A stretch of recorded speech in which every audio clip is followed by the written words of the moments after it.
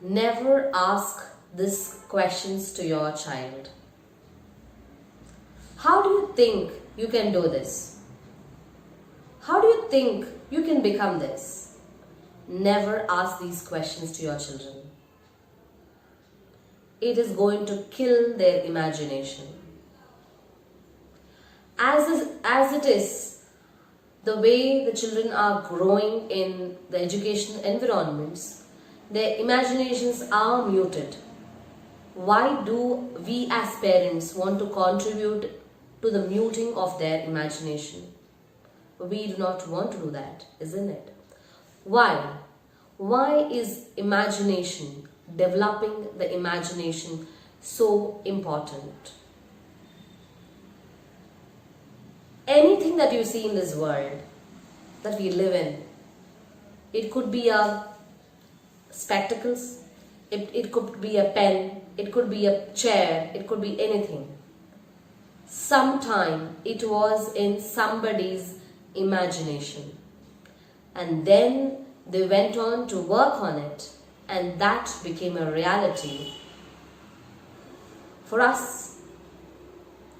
So anything that exists in this world was created twice.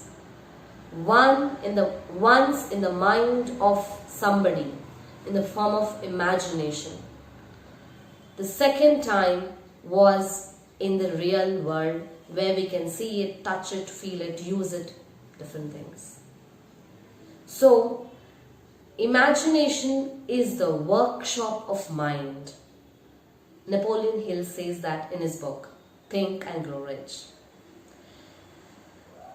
So, imagination is something that need not be given to a child.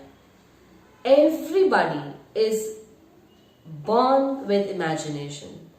They are being gifted this mental faculty called imagination just because they're born as human beings. There are two types of imagination. One is synthetic imagination, the other one is creative imagination. What is synthetic imagination? In our world, we call it as innovation. Means there's already something existing and something is modified. How to make it better? We make it better and it becomes a better product, better thing to be used. For example, you already have a pen. Now you want to have a pen which is not leaking with the ink. So that's how ballpoint pen got innovated, right? So when you make something better, that is called synthetic imagination. What is the next one? The creative imagination is something that you're doing newly. It has not existed at all. Imagine a world when a pen was not even existing. Okay? Then somebody thought of using the quill of a bird and dip the quill in the ink and then start writing it. So first time they started using a liquid ink to write. So that's when creative imagination was used.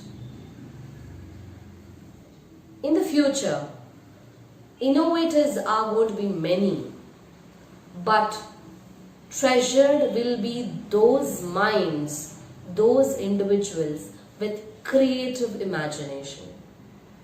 So, please do a favor to your children. Never ask them, how do you think you can do this? When they come up with some crazy idea, that is crazy according to me and according to you. But if our ancestors, if our parents were told that we would wear something like a watch in our wrist and we can know the heartbeat rate of our body. Our parents, our grandparents would have laughed at it. But today we know that is a reality. We wear a watch and we can measure our heart rate.